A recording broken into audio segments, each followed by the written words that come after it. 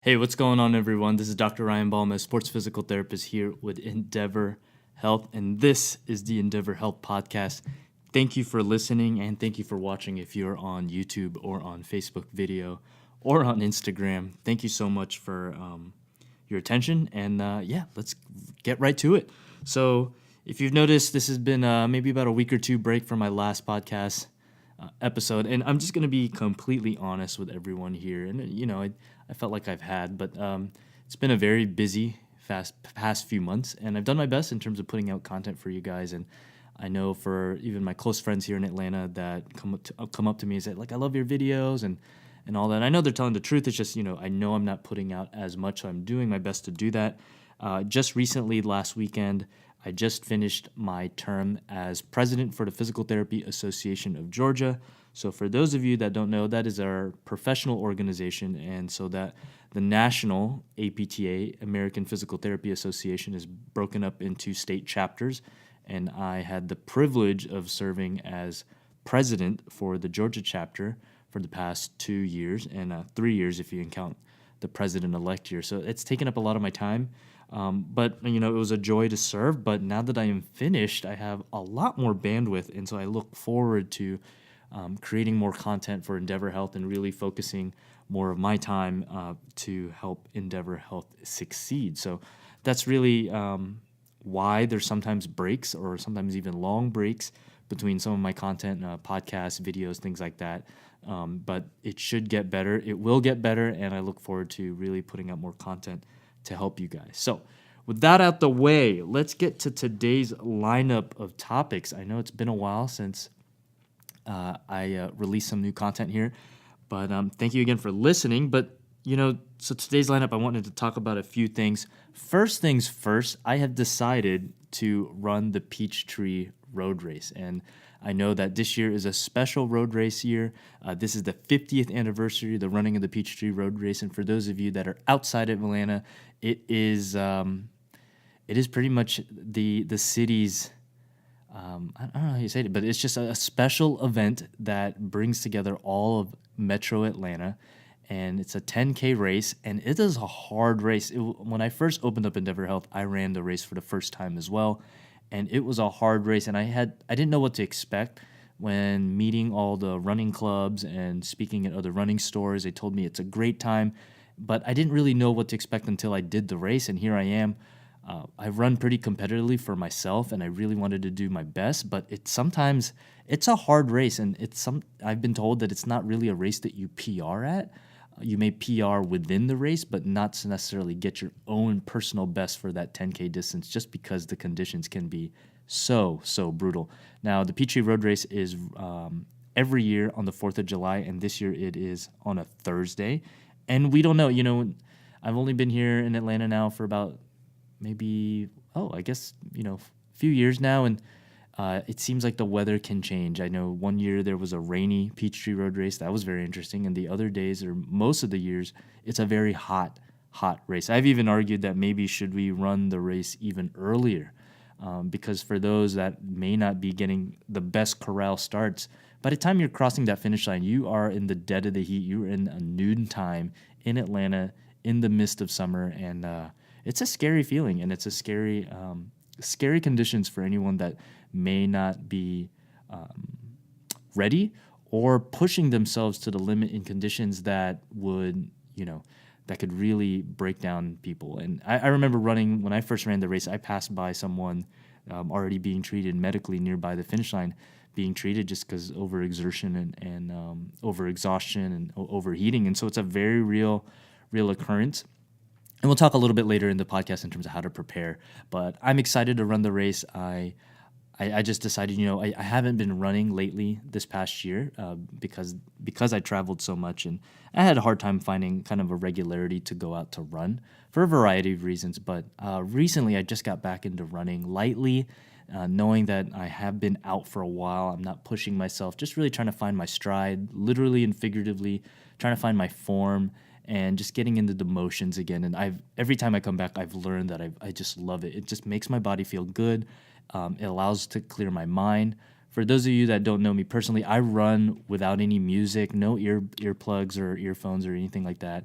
And I know for a lot of runners, that sounds absolutely crazy. And then for the small handful of runners out there like me that love running without any music or any distraction, I, I argue it's probably no other time during the day can you get that to yourself. Time to yourself where you could just go out there, focus on the run, but really be one with just your body, your breath, your movement, and then any of the environment of where you're at, whether you're running on the belt line, you're running in your neighborhood, or running on a trail.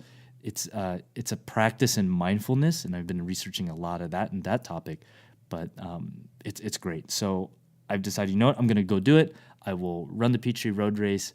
I don't care about the conditions. I will just absolutely do my best. And I have some ideas as to how I will prepare. So that's what I wanted to announce. Running the Peachtree Road Race, be on the lookout. I'm going to put out a lot more content, and hopefully you guys could follow along with me as I train over these next few months in terms of what my strategy personally will be to conquer that 10K distance, conquer the hills, and do my best to prepare. I don't think you could completely prepare, but do my best to prepare for the ongoing onslaught of weather, whatever that may be. And be on the lookout. We may actually have some cool partnerships in place with other people too, as well as I kind of document my training journey. So next topic coming up. I know I did this in the last podcast. I really like doing it, and this is just kind of my own take, physical therapist take on sports injuries. Let's talk about LeBron James. It was announced, I think a day or two ago, that LeBron James will be out for the season. I think it's 6 games left of the regular season, the NBA season. And if you don't follow the NBA, the Lakers are completely out of the playoffs. No surprise there. They've had a lot of injuries, I think, that people forget. But LeBron is out for the season. They are resting him. And, you know, that's a good call. This is one of those examples where, as a healthcare professional, when you are asked to be consulted upon in terms of an injury, you're always making sure, and this is a big, big piece of mine when I practice, is what are we doing this for? You know, I'm sure LeBron James, the competitor that he is, would have loved to continue playing, to play out there for his fans, to wear the purple and gold, right? Purple and gold? Laker fans, let me know. Purple and gold for to play. But, you know, 6 games, you're out of the playoffs. What are you playing for? You weigh that in and see if your health or letting those tissues rest is more important. And in this case, that definitely was more important to LeBron James and the organization to let that heal. I think I read a report how I guess a team physical therapist had shared on Instagram, who ended up deleting it. I don't follow them, but something said along the lines of that an injury that would have taken 6 months to heal, LeBron James took 6 weeks and really wanted to go out there and play and continue playing, maybe get to the playoff push. They weren't too far out of that 8th spot, but again, that's where, you know, as a healthcare professional, as a physical therapist, we do have to weigh in those options. So if I have an athlete and they absolutely still need to compete or do whatever they need to do, in despite the fact of what we know from tissue healing and things like that, you know, as a physical therapist, I would empower that athlete with tools and strategies that, okay, you know you're injured going in, but you know you still want to play or participate or compete. What can we do to just make sure this doesn't get worse? It's literally load management, which I think they did with LeBron James. You would manage his minutes, but you would also find ways in terms of aiding recovery, things like that, where, you know, sometimes as a physical therapist, we're not here to help recover from injury. We're just trying to manage in a short amount of time or a defined amount of time. And in this case, they were trying to manage LeBron James so that he could still play, but just make sure that the injury doesn't get worse. Because it's possible to put an athlete in more of like a holding period, if you will, in terms of tissue healing, in that, okay, you're going to do this activity. Let's take running, for example. And we know this injury isn't going to heal technically because you are still doing said activity, that these are some of the things that you'll just have to watch out for. These are some of the signs. I like telling my clients this. These are some of the red flags where if this does happen, despite you going out there, and we know that that's the case, then that's when you absolutely have to shut it down. And, you know, I think for athletes, and if you're listening out there, that's sometimes better hearing than you need to just shut it down completely. Because, you know, I'm not the boss. Like, I'm here to consult with my clients and my athletes. And if they want to go out and do it, I have to do my best and say, well, these are your options. If you do go out and compete, or race or run. These are some of the things that may happen. And ultimately, as an athlete, you have to decide whether that's an outcome that you're willing to take or a risk you're willing to take. And it's just really my best to inform and guide. Now, there are obviously certain reasons where I would absolutely shut down an athlete, but oftentimes that's rare. It doesn't happen very often. And some of the things that may come up to mind would be, let's say, if there is a suspicion of a stress fracture, then I will probably push a little bit harder in terms of you definitely might want to shut this down, because we know that with a stress fracture, for those that are runners out there, if you get it, then you really have to shut it down, or else that stress fracture can get worse. And because anytime in terms of you're dealing with broken bones, that's something that you just don't want to take lightly. So yeah, LeBron James is out for the season. No real surprise there. And unfortunately, he's missing the postseason for a while. And I think this will give an opportunity for him to rest and recover from a body standpoint. So that's my take on the LeBron James injury. Again, as healthcare professionals, as a physical therapist, I always keep in mind, what is he playing for? And there's not much he was playing for. So for 6 games, it's well worth the rest. LeBron James, the king, I'm a fan of yours. Rest up, and hopefully we'll see you stronger and better than ever for next season. All right, let's talk about the Atlanta United. I didn't get to watch the game. I was out with friends last night, and wow, yeah, so I was following it on my phone, and that was a quick score. But the one thing I wanted to comment with the Atlanta United game, I am by no means a soccer expert, but I did want to comment in terms of how sloppy the game was. I think this is a clear example of how, when you're training, if you're an athlete, there's just some things that you just aren't able to prepare for. There's no, I don't know. Comment on this video or podcast if you know, but I'm pretty sure the coaches for Atlanta United don't ever really prepare their athletes to play and compete in the sloppy rain. And the conditions were terrible. They were literally swimming out there on the pitch.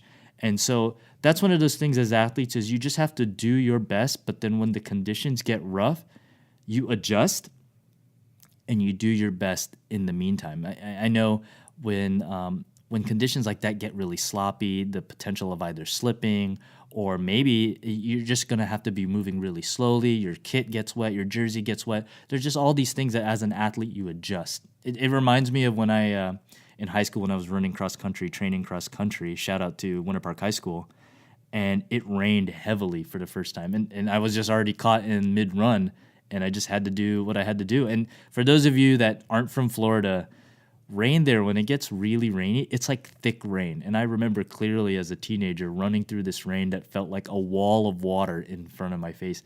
And so an athlete, you just bear with it, you just go with it, and you just do your best. But you know your performance isn't going to be as at the peak of what you'd like, and you just have to adjust. So maybe this will be a preview. Who knows? If it's raining for the Peachtree Road Race, I won't complain because it won't be as hot.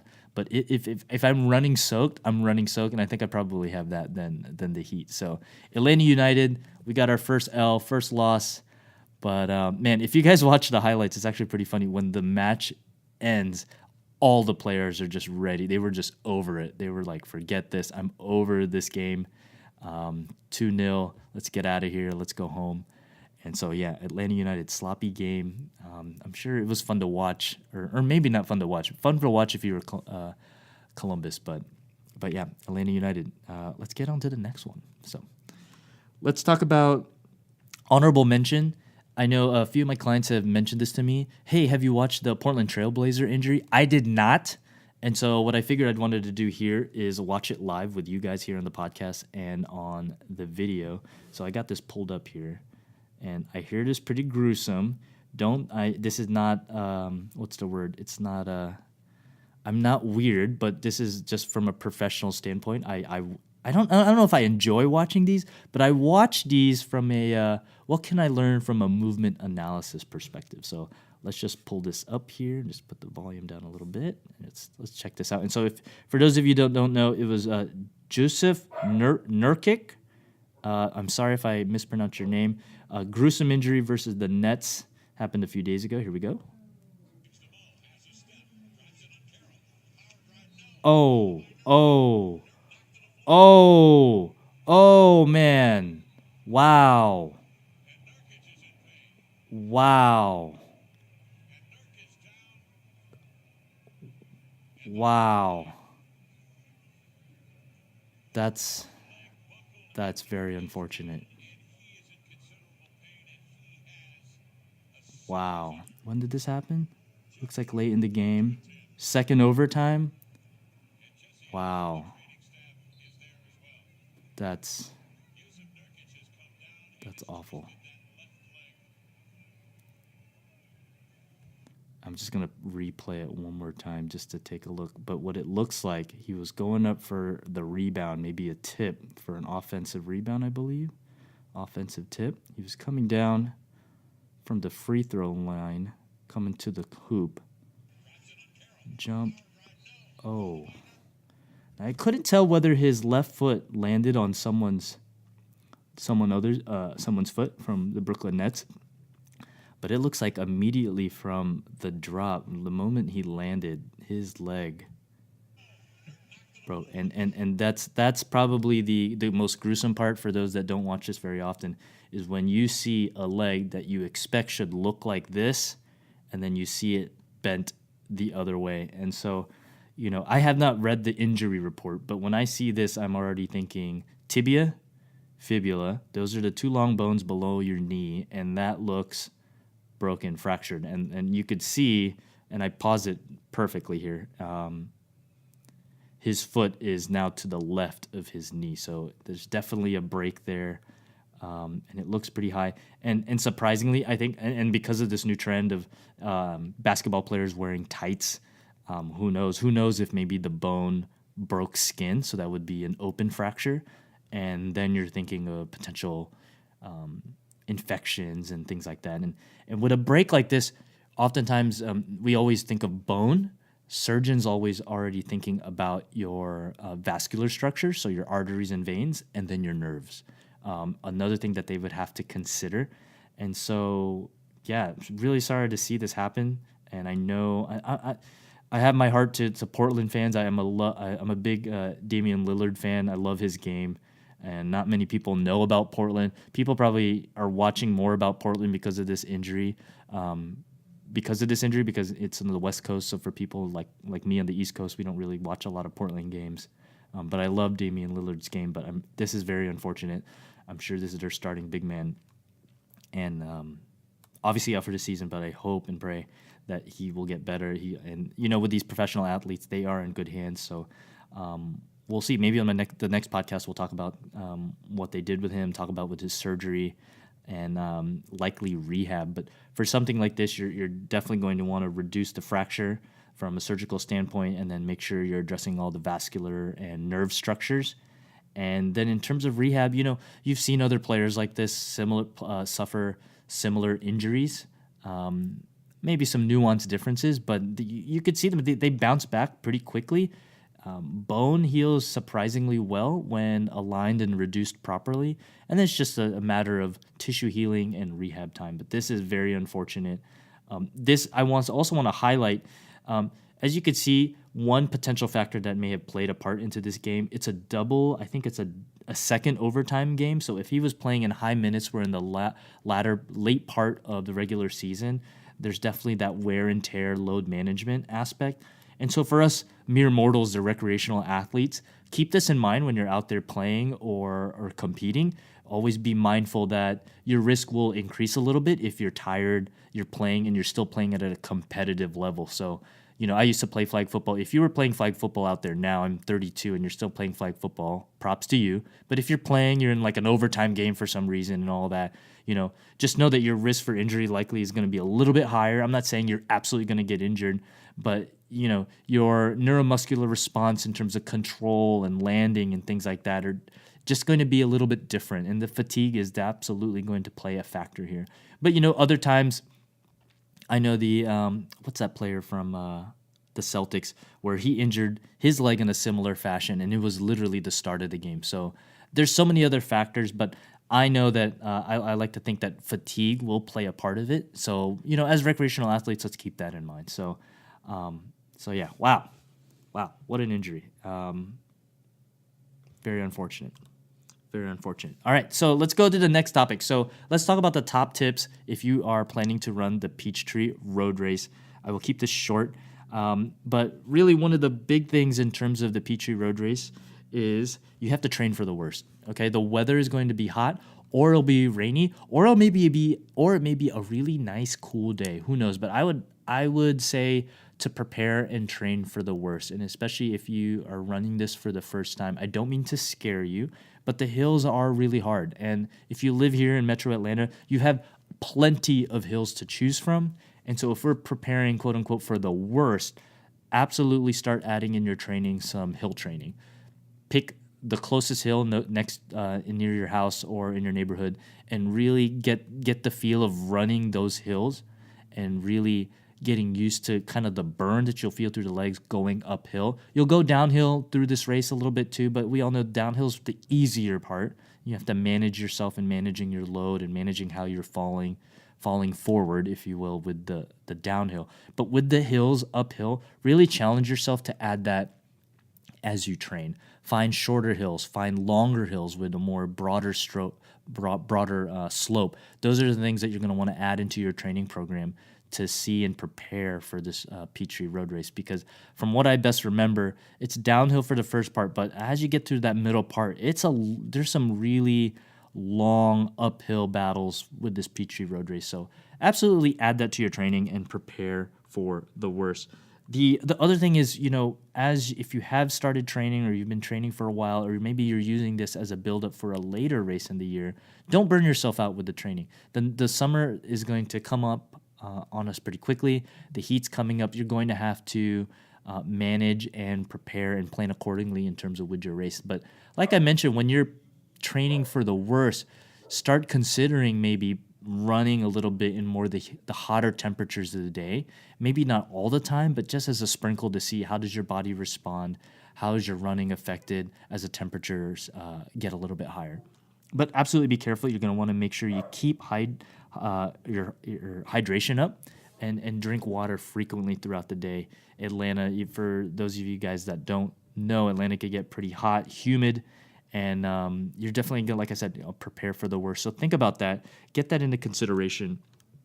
Don't burn yourself out, but you're going to want to still sprinkle in some challenging races or challenging runs in your training run. Take, for example, if you're training always running in the morning and that's all the miles that you can get during the day, then that's great. But understand that those temperatures may not be representative of what the race likely will be, and you don't want any surprises. So make sure you add that into your training program. The next tip, absolutely add strength training. I just was reviewing an article in terms of with recreational runners, because a lot of studies use a lot of elite athletes. Very interesting study. They added strength training, different types of strength training. One was heavy lifting, so 6 rep max, which means you're doing lifts like squats, deadlifts for only 6 repetitions, where that 6th one should feel really, really hard. You don't have enough to do a 7th one. They had another group that did more plyometrics, and then they had another one that was just more endurance-based strength training. So what that would mean is you're, let's say, on a leg press and you're doing sets of 15 or 20, not really eliciting a lot of muscle contraction. You're doing more endurance based. And I know for some runners out there that think they're doing strength training because they're out there in the gym, pay attention to your rep scheme. If you are 12 reps or higher for each set, you're likely not eliciting enough muscle contraction to be a true strengthening program. Because once you get to the rep scheme of 12 reps or higher, the muscles or activation are much, much lower versus if you were doing a rep scheme of 6 to 8 or maybe even less. I know I like to play around with maybe 5 reps per set. So it's a pretty heavy set. I rest a lot longer, 2 to 3 minutes between sets, but I know I'm getting much more muscle activation in. So I think the plan for me, and looking back for my personal training programs before, I likely won't be running 4 to 5 times during the week. Absolutely not.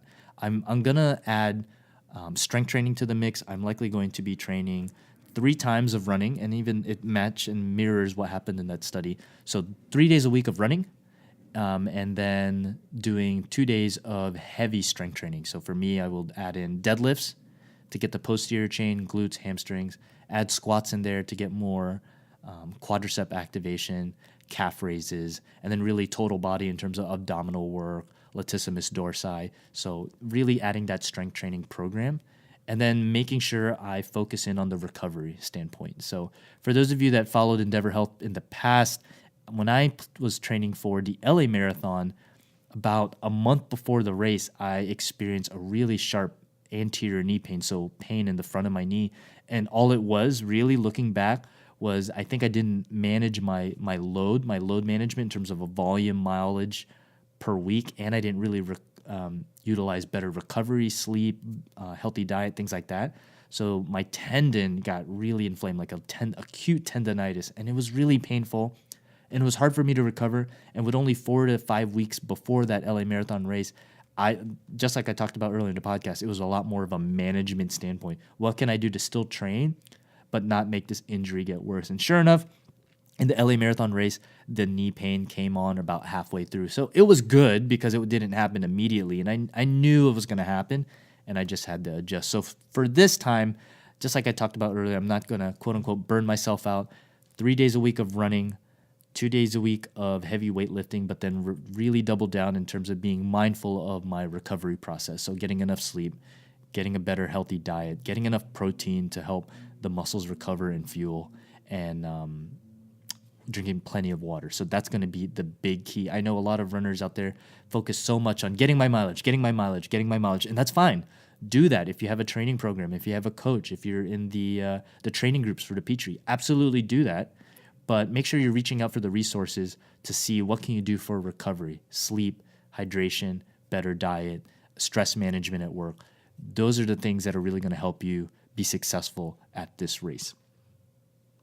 Last but not least, if you haven't done so already, I would highly recommend that you get your running form checked, and at the very least, get some pointers or tips to see how you could clean up your running form. Now remember, running form is all about efficiency. You want to get you want to cover as much distance with the least amount of effort as possible. You want to optimize, and it's a really fine-tuning adjustment. You want to optimize your running form so that with every step you take, with every distance that you're covering, you're doing it with the least amount of effort. Because if you're using a lot of work, a lot of effort to cover the mileage, then it's only going to break down somewhere in terms of the amount of forces happening at your knees or your joints or your ankles. And what is the point of working really hard in training and then you get injured, and then you will have to manage that injury because that injury will not go away. So the earlier you can fix your running form, get it addressed, get it looked at the very least you're going to be in a better form to run successfully during your training, and then for that to translate over to the race for the Peachtree. So one of the things that I look at as a physical therapist when I work with running clients, I take my phone, and really that's all I need to break down slow motion capture of your running form from the front, from the side, and from the back views. And that gives us plenty of information as to how your running form is looking. And I'm really looking for wasted movement. Wasted movement means that if your body isn't optimized to have you move forward, because that's where we want to go, we want to go forward, then we have to clean that up. Some of the common things I've seen, arm swing, so where the arms are swinging left and right, you're not going left and right, we're trying to go forward. Another common thing I've seen is when the knee collapses inwards or your foot whips outwards. We call that kind of a heel whip. That's wasted motion too, in terms of that rotational motion happening at your hip or your shoulders or your knees. Why are we spending a lot of energy, muscle contraction in terms of controlling that rotational motion when you're trying to move forward? Everything needs to be happening in that plane where you're moving forward. And believe it or not, once you get that addressed and once you have that looked at, if you do have it, you could be surprised how quickly you could change that over a few running sessions or training sessions. And I've prescribed to my running clients simple drills that they could do, that they could incorporate so that that running form could feel better and actually could cover more ground with less amount of effort. And that's the key, really. And for whatever racing strategy that you're doing, whether you're doing a negative split or things like that, if you're feeling better and you're feeling more fresh and feeling like you could cover more ground with less effort, your running will not only be more enjoyable, but I think you'll be happy with the results in terms of with time. So absolutely get that checked out. If you're interested, you're welcome to contact me. Just head out to the website, ENDVRhealth.com. Hit up the contact form and fill that out. Let me know that you're interested in a running form analysis, and I'd be happy to help you out. I think that's it for me today. That's all that I have on this podcast episode. A little short and sweet. But thank you for listening. Thank you for watching. If you had any questions, feel free to hit me up on Instagram at ENDVR Health, ENDVR Health. Hit me up on Twitter, same handle, or you could email me, info@endvrhealth.com, or check out the website. There's a contact form there if you have any questions. Like, comment, subscribe, share, all that good stuff with all the social. But thank you for listening to the ENDVR Health Podcast. This has been, I'm Ryan Balmes, Dr. Ryan Balmes, sports physical therapist with ENDVR Health. Thank you for listening. See you guys.